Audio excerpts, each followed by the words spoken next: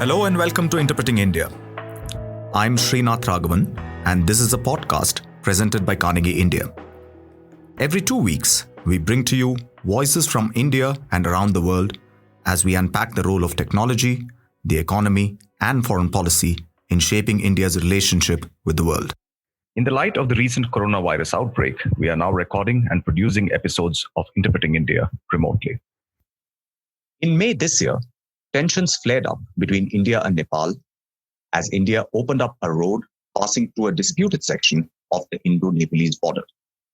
The move invited a stern response from the Nepalese government, which went on to add these disputed areas of Kalapani, Lipu Lake, and Limpiadura in its official maps. This action was followed by the deployment of Nepal's armed police force in border points close to these areas. While India has rejected Nepal's claims and actions, it has not yet taken any proactive steps to resolve the matter. Prominent voices in the strategic communities of both the countries have cautioned that if unchecked, this situation could lead to a wider rift. What is more, this dispute has come at a time when India and China are at loggerheads on their disputed border, and there is concern about rising Chinese influence in Nepal as well as other parts of South Asia. What, therefore, does the present situation hold for India-Nepal relations? Are ties between the two neighbors heading to a point of no return? To discuss this today, we have Constantino Xavier. Dr. Xavier is a fellow in foreign policy studies at Brookings India in New Delhi and at the Brookings Institution in Washington, D.C.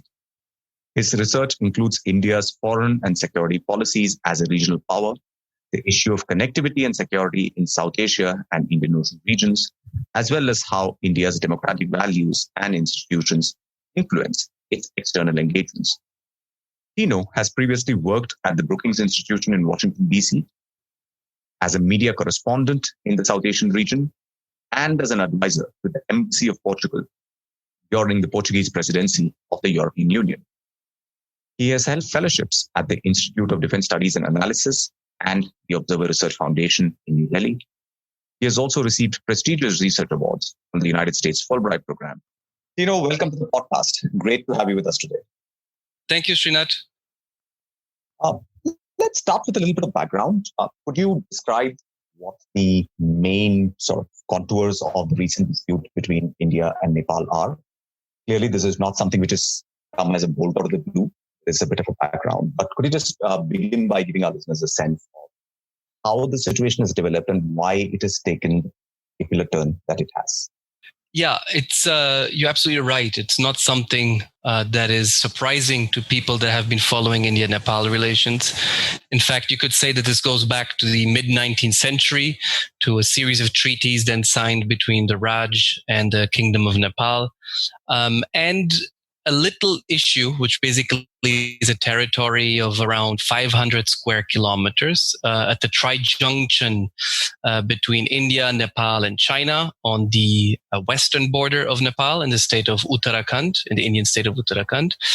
And that border has always remained ambiguous during the colonial times, in the post-independence India period since 47, and has never been settled, basically. So that piece of land, was de facto always in Indian hands, including the Indian army, including for trade purposes between India and China in the 1950s, including for pilgrimage purposes. This is an important route for Hindu pilgrims to visit the Mount Kailash in Tibet. So de facto, it's always been in Indian hands. But Nepal has been claiming this portion of the territory. It's done so with more or less assertiveness. In fact, often Nepali rulers, pre-47, post-47, up to the 90s, sort of permitted and allowed India's presence in that territory, didn't bring the issue up. But as Nepal has democratized in recent years, as foreign policies become more of a political and emotional issue for a new generation of Nepalis, my sense is this issue has been becoming more salient, and Nepal has become more engaged in solving this issue, basically claiming the issue more openly in bilateral talks with India, asking India to settle the boundary. In fact, after 30 years of negotiations of settling other parts of the boundary, this and another spot are the two remaining issues that have not been settled. Nepal has repeatedly asked to solve this, and for some reason or the other, this has been festering and not solved. And therefore, as you know, Srinath, when these things fester and are not dealt with politically, they eventually spiral out of control and lead to the dispute and the tensions we've seen over the last 2 months now. You mentioned about, Nepal's kind of democratizing foreign policy in the context of what's been happening in that country over the last 15 years or so. And I understand that boundary issues are always tied in some ways to the nation itself. But in this case, is there anything else that is of intrinsic value as far as this territory is concerned in terms of commercial value or strategic value, so to speak? Not for Nepal, which is the paradox. For India, as I mentioned, there is a strategic value, which is very important. This is one of the quickest routes connecting the Gangetic Plains and the subcontinent to the Tibetan Plateau. It is an important commercial route, currently obviously not in use, but has been and could become again an important point for trade, and a pilgrimage and symbolic route too for people-to-people ties and to connect India and Tibet and the wider China. For Nepal, not so much, which again leads me then therefore to this point that this has become a symbolic issue for Nepal, which has always been suspicious about India. As a smaller state, obviously accords tremendous value to every issues relating to territorial sovereignty, and therefore has, I think, brought this issue up in more significant ways. But I don't see any particular value for Nepal in that territory beyond an emotional value. In fact, the populations in those territories are de facto attached to the Indian state. They hold Indian documents today. The Nepali state has never really exercised its authority in that, it's hardly populated area. So I'd say yes, very little value. And how do you read the response from Kathmandu, really? Because, the minute you put something onto a map and make formal claims, that always hardens positions out. And, we know that from even the history of, say, the India-China boundary dispute. The minute official maps are published, which then, show very clearly kind of demarcated claim lines and so on, then the diplomatic kind of track becomes even more challenging. It's a complicated kind of a move. What do you think prompted, the Nepalese government to go down that? Yeah, on the first issue, Srinath, I think we've heard in Delhi over the last 2 months, the government signaled that if Nepal passed the constitutional amendment, which it did pass, to revise its emblem and its map, that would somehow make negotiations more difficult and settling the issue more difficult. I understand that logic, but at the same time, this has always been a political issue. And if India has its map claiming parts of what Nepal sees as its own territory, I find it a bit difficult to understand why Nepal shouldn't formalize its own claims of a territory it's de facto always claimed informally. Putting it on a map or in some formal text is not going to change that. It makes it maybe slightly more difficult, but that's just two states which have a dispute. And why, the question is more important, which you ask, why Nepal did it. I think contesting whether it could have done it or not, I think is not so important. But why the issue is political in the sense that of what I was mentioning before. There's two narratives here, right? You will hear again the narrative that this was a political move to deflect attention by the Nepali government, led by Prime Minister KP Sharma Oli, to deflect the tensions in terms of his weak governance, in terms of his party being riddled by various factions. And there was a very weak government in place in April that he was leading, on the verge of collapsing. He was on the verge of losing his majority in the Nepali parliament. So, of course, when India announced that it was building a road, or announced the inauguration of a new road through that territory on May 8th, that came almost as a gift from heaven for Prime Minister Oli, because it allowed him to bring this issue up, give it political salience, rally Nepali nationalists against India, and deflect attention from this internal weakness he was facing. In fact, the amendment in the both houses of the Nepali parliament were passed with consensus.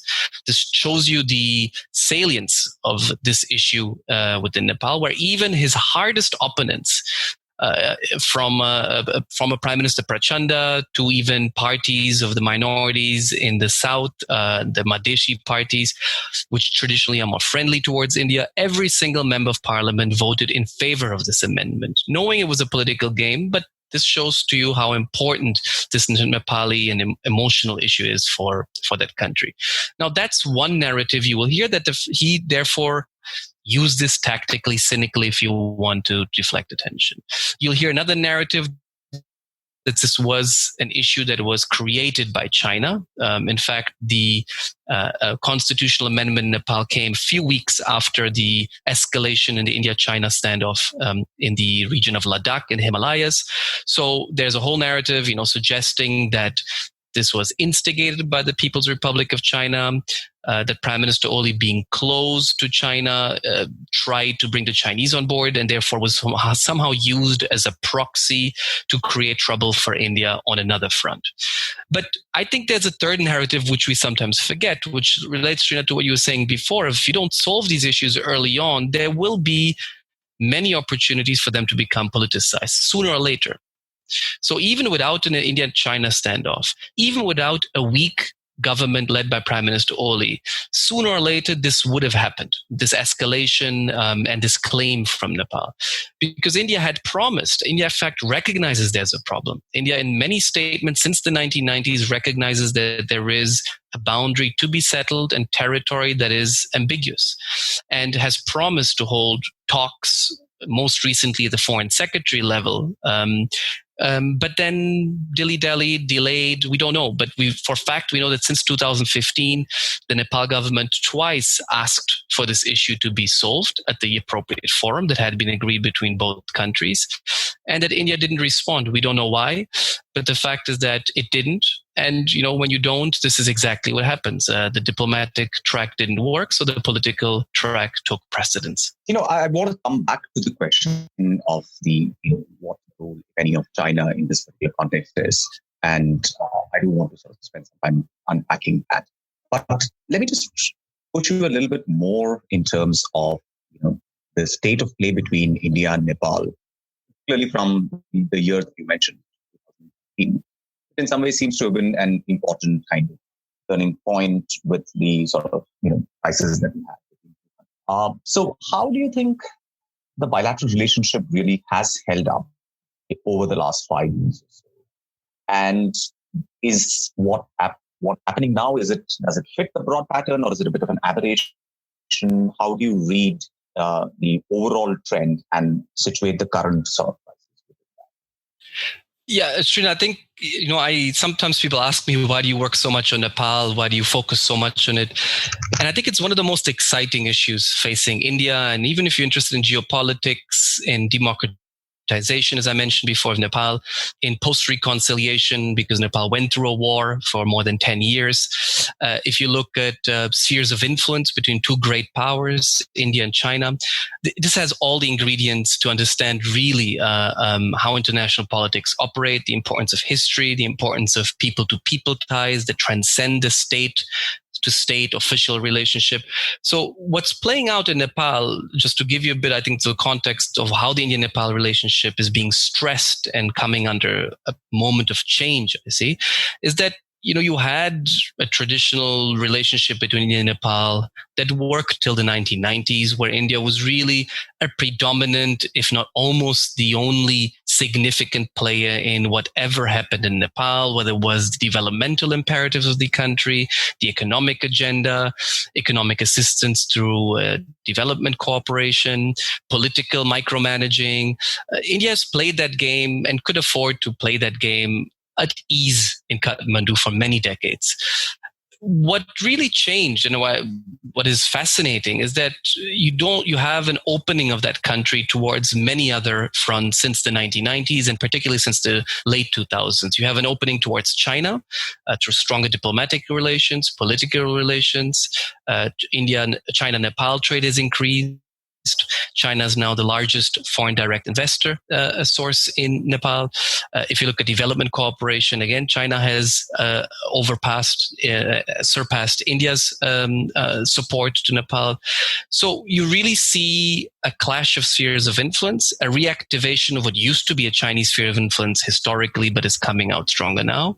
And also Nepal reaching out to many other partners. The Americans, the Japanese are important players today. The British play a very important role. In fact, one of the most important donors for Nepal.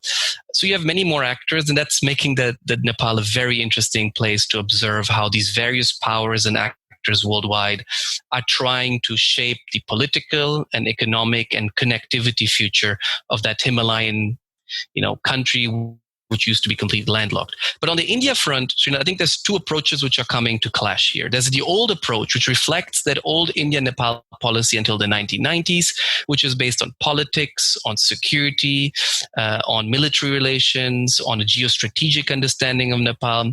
And I find since the 2000s, you now have had India develop a second approach.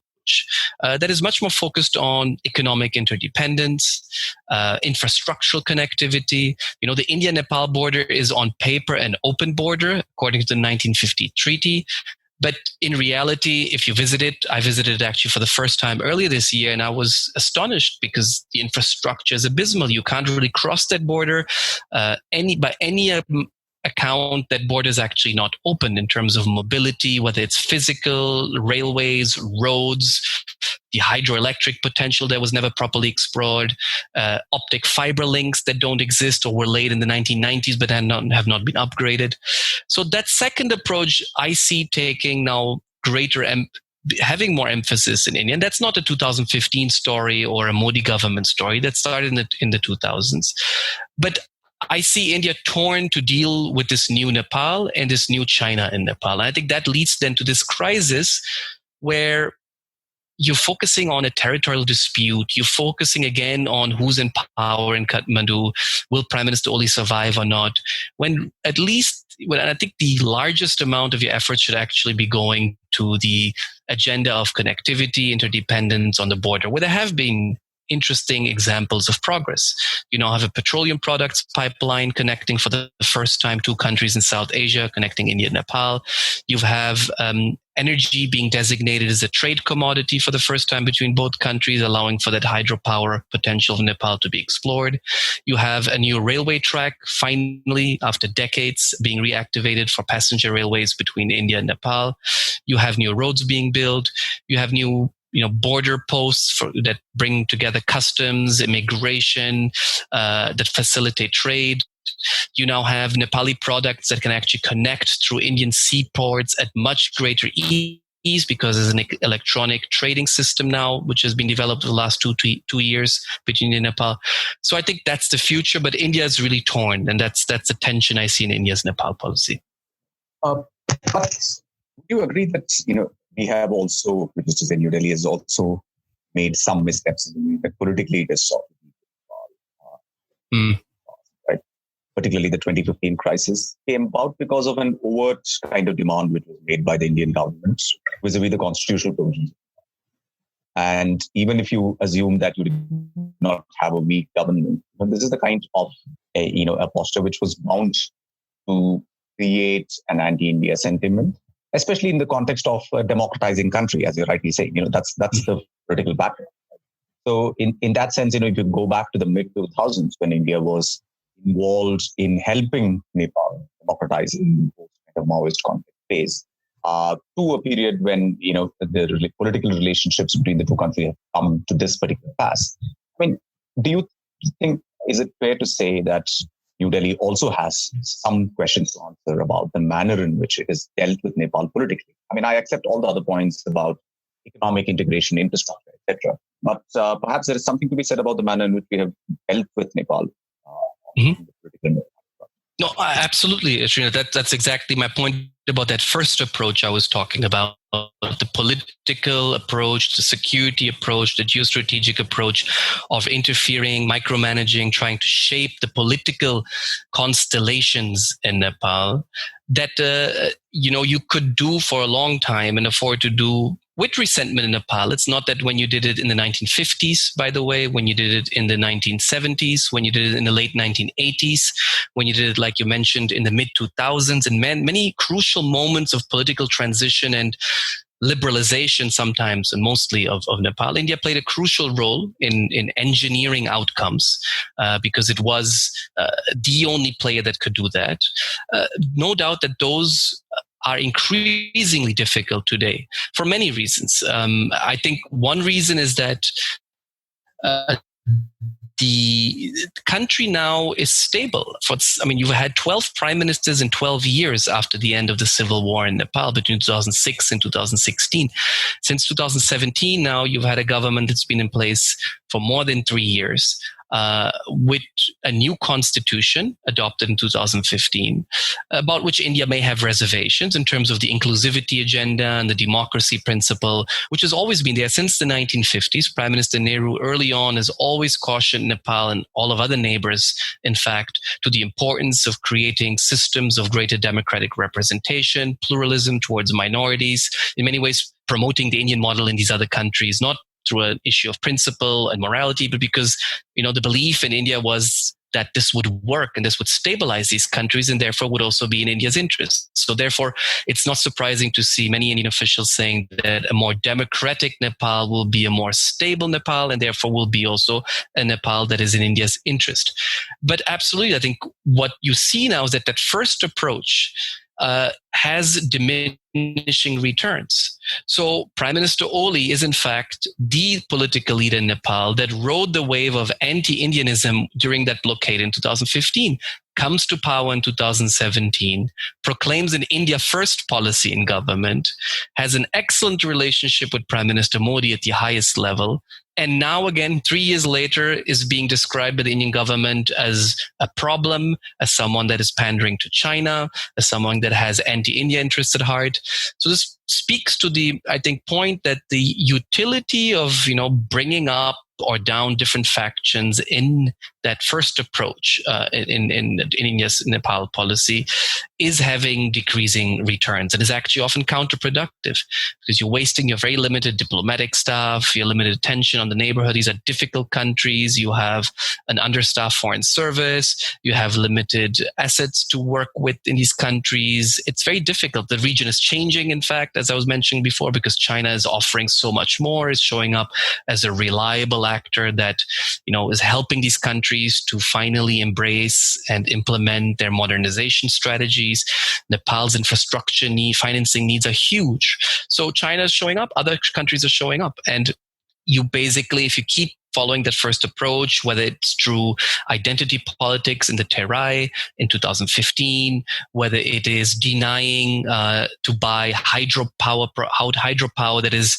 that is coming out of Chinese-built projects in Nepal, which was an Indian suggestion 2 years ago that it would refuse to do so, therefore basically vetoing any Nepal-China deal to develop the hydro potential of Nepal. I think these are what I call the old mindset of denial and of political micromanagement. And that second approach, unfortunately, I was talking about, I actually still see as unfortunately not being the main one. It's slowly coming up, but China in that sense is only a distraction. If India did a bit more in terms of delivering more, better and faster on that second approach, I think many of these problems would be perfectly avoidable. No, I think you're absolutely right, because given the kind of depth of the relationship that exists between Nepal and India, historically, geographically, in so many ways, right?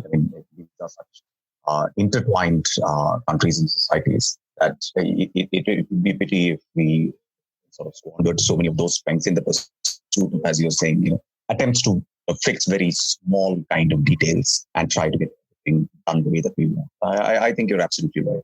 But I want to go back to the point about China, which is a very important one, because as you rightly pointed out, China has expanded its phenomenon in Nepal as it is done in some other South Asian countries as well. But Nepal is clearly, at one of the countries where there is a lot of Chinese aid assistance activity flowing through. But what is interesting to me is that, in the context of the India-China relationship, how do we kind of conceive of Nepal as an actor? Because as you rightly said, it's very easy to tar Nepal as, or any particular Nepalese government as being effective, sort of, masterminded and the Chinese to do this or that thing. And that might, take some very important agency away from them and enable us to misread the situation rather than understand what these situations are. So how do you think India should be understanding the relationship between China and Nepal? What are the points which are difficult for India to accept and live with? But what are areas where, we should understand that Nepal has its own choices to make as well? Yeah, I think, the India-China relationship in third countries, whether it's Nepal in particular here, but we could be talking about Sri Lanka, we could be talking about Bangladesh, is actually been more complex than either, conflict and India trying to deny the Chinese space traditionally. There have been examples of where India and China have actually coordinated and diplomatic positions and aligned positions even, for example, to keep the Americans out or other actors out, or just to, reduce even the bargaining power of these third countries. There have been even cases of cooperation. We saw that as recently as 2018, if I'm not mistaken, when India and China announced that they would jointly train Afghan diplomats. So there's been this whole talk about China, India +1, which Beijing was pushing post-Doklam crisis for India and China actually to cooperate in third countries. You've had examples of coexistence where India, like you, I think, were alluding to, has sometimes been actually quite comfortable with Chinese presence, or has even outsourced a certain tasks to the Chinese. I'm thinking in concretely even in the end of the civil war in Sri Lanka, for example, India was actually quite comfortable with Sri Lanka sourcing weapons and military support from China to defeat the Tamil insurgency and kept India in the loop on that. So the history has been more complex, number one. Let's see how that plays out, of course, in the next few months and years, as now we saw another decline in India-China relationship. But in Nepal in particular, you'll hear the narrative again of China making it more difficult for India. And, frankly, Srinath, I think that's often an excuse because the examples I gave you before, if you don't have an operating railway link between India and Nepal today, you only have to ask yourself why. If I meet the Director General of the Nepal Government Railways Department, which I did a few months ago, and he tells me I'm getting all the support I need, technical feasibility studies, financing to develop a railway master plan for Nepal, and from India I'm not hearing back. Again, you cannot blame anyone but India for not being able to deliver on these modernization plans on any type of infrastructure, hydropower, the telecom sector in Nepal. These are countries that are growing, that are opening, that are in need of financing, and they will not put up anymore with, the old mindset of, if I may say so, a few crumbles from the Indian system in terms of some grants, some lines of credit. For all the good things India has done, it's still far too little for this new world we're living in.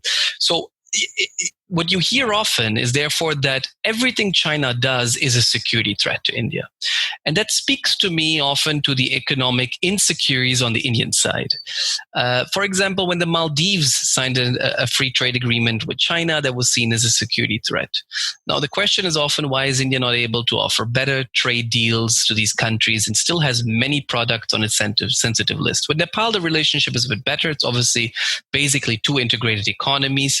But here again, you see any type of investment from the Chinese seen as a security threat, whether it's a new airport, which the Chinese are building, a new railway link connecting Kathmandu to the border with China, or new investments in the telecom sector.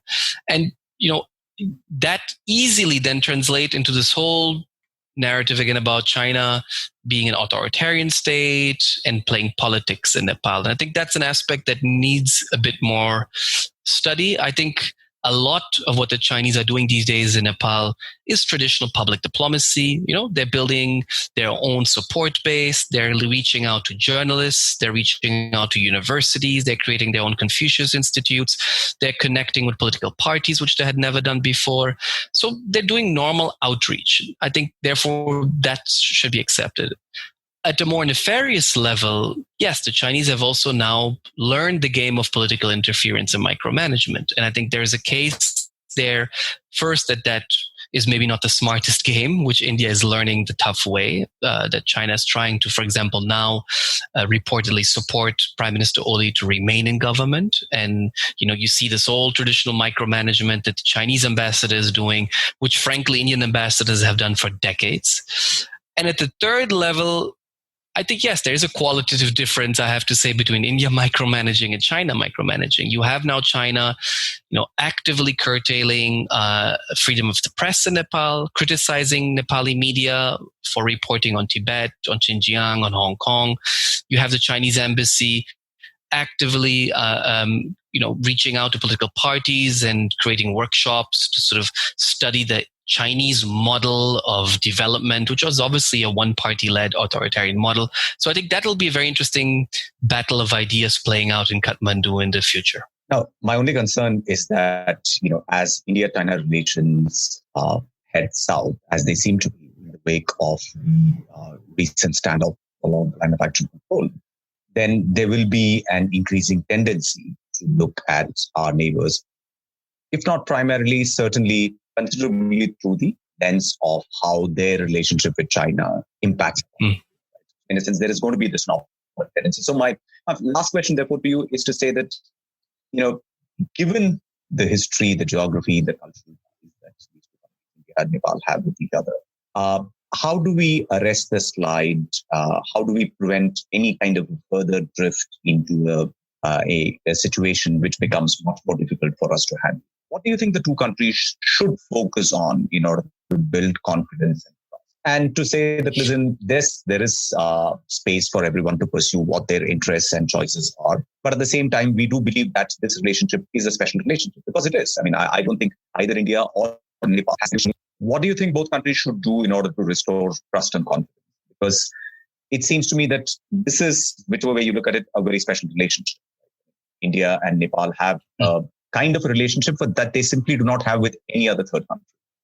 And how do we ensure that as India-China competition accelerates in the region, that we are able to insulate India-Nepal relations from whatever might be the China angle, so, and continue to build confidence and trust and prevent a drift or a lurch towards any further? Yeah, I think there's two things you cannot do and one thing you should do. And the two things you should avoid, basically, is the first one I mentioned, this political geostrategic approach towards Nepal, which unfortunately I sustain remains predominant. This is not from this government. This has roots before, but I think has often come out also in this government, in particular reflecting the decision-making in the Modi government. There's many Nepal policies. There's a diplomatic approach, there's an economic approach, and there's a security and political and even intelligence approach that often, unfortunately, comes up and takes precedence over the other approaches. The second avoidance, I think, is that we need to keep in mind to at least not hurt relations, because sometimes not hurting the relationship is more important than doing much to deepen the relationship, which is already special, like you mentioned. The second thing is to emphasize somehow that this relationship is very special, that these are countries that share the same culture, the same religion, that anything that happens, these countries will naturally always support each other and be respectful to each other. That's no longer the case anymore. You have a new elite in Nepal, younger people that don't share the same affinity that, say, the former kings of Nepal, the former feudal aristocracy of the Rana regime had with Nepal, that even the older Democrats of Nepal, I'm thinking of BP Koirala, of Ganesh Man Singh, of Surya Bahadur Thapa, all former prime ministers or leaders in Nepal that had very special relationships with Nepal, could pick up the call with India, could pick up the phone, speak to different prime ministers or leaders in India. Now, you hear this often being in this government, articulated as a greater India, that somehow, these Hindu ties and civilizational ties will keep the relationship going. This leads to a lot of resentment in Nepal. This is a sovereign, independent country, de facto actually an older a state than the Indian state. It is a state that, as I mentioned, is younger, with a younger population than India itself, that is going through a bubble of democratization after years of royal monarchical absolutism and then civil war. So you may want not to emphasize those links. What you can do, and silently and successfully, I think that has been happening since the 2000s, but so much more needs to be done. And it's all you can do and should do from the Indian perspective, and the Nepali perspective too, by the way, is to develop that deep interdependence between these two countries. So again, the paradox is you have an open border, you have a special relationship where even Nepali citizens can serve in the Indian armed forces or in the Indian civil services at par with Indian citizens. You have 6 to 8 million Nepali citizens living in India. You have the Indian Army Chief being an honorary Army Chief, honorary general in the Nepal Army. You have all these special ties. But unless you now develop this new modern economic connectivity between these two countries, and I'm talking again about the basic sectoral areas, starting with transportation infrastructure, with roads, railways, telecommunications, electricity grids, that effectively connect the Nepali lowlands of the Terai, the mid-region where Kathmandu is, and even maybe the high-altitude areas close to China, to the Indian subcontinent and to the Gangetic Plains through effective socioeconomic, and cultural interdependence. Then, unless you do that, you will not have the special relationship going. I was in the Terai early in this year again, and people are connected to India often. They share the same religion. They speak often Hindi. They marry across the border. The border is not even visible. It's not fenced. It's not controlled. But at the same time, the new India is not really present in that area. They don't have connections with the Indian media. The think tanks in that area are not connected to research institutions and universities in India. Their economy is informally, almost pre-modern era connected to India, but it's not a really sophisticated market economy connecting, Uttar Pradesh and Bihar, for example, to the provinces on the Nepali side. So as long as you do that, and there's a world of opportunities on that connectivity aspect, I think the relationship will stay strong between India and Nepal, and in fact get actually much stronger, and you don't have to worry whether it's Nepal or India about what China is doing. That sounds like very sane advice to me. I hope the powers that be are listening. Thank you so much for joining us today and making the time for us. Thank you so much, Srinath.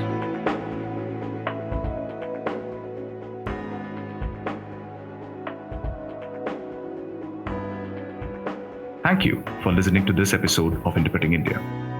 Stay safe and don't forget to wash your hands. For more information about the podcast and the production team, you can follow us on social media and visit our webpage.